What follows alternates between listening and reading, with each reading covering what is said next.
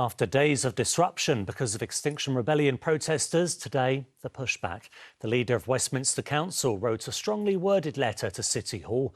In it, Rachel Robothon speaks about her deep concerns over policing and calls for clear action to keep disruption to a minimum.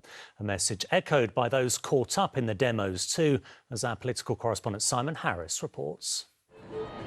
For 4 days, activists have targeted central London. Demonstrations by supporters of Extinction Rebellion have closed roads and disrupted lives and businesses.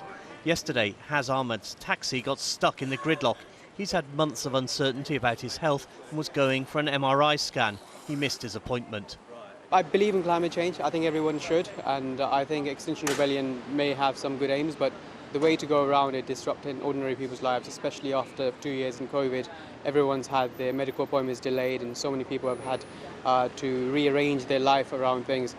The leader of Westminster City Council has written to London's Deputy Mayor for Policing saying, "I would welcome clear action from you and the police to improve access for our residents, businesses and those visiting our city."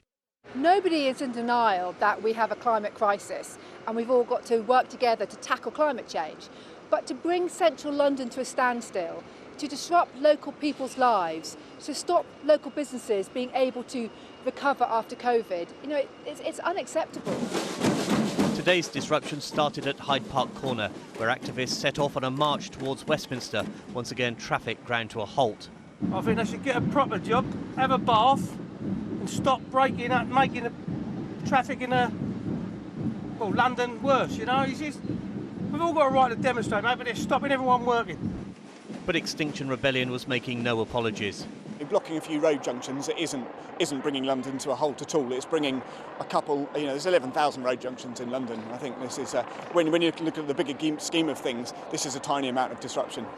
The protesters ended up outside the Department for Business amid a growing row between Westminster Council and Extinction Rebellion over the cost of clearing up.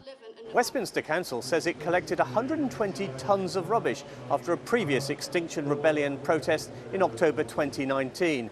And that led to £50,000 of council taxpayers' money being diverted from other services. Extinction Rebellion insisted its activists were scrupulous about tidying up. These are environmental protesters. They will clean up after themselves if given the chance. But if they're being marched out of a space, potentially in handcuffs, you cannot expect them to take all their things with them. They would if they could. Tonight, an organisation calling itself Animal Rebellion claimed responsibility for a paint attack on the fountains in front of Buckingham Palace. The group said it was part of the 2 weeks of direct action promised by Extinction Rebellion. Simon Harris, ITV News, Westminster.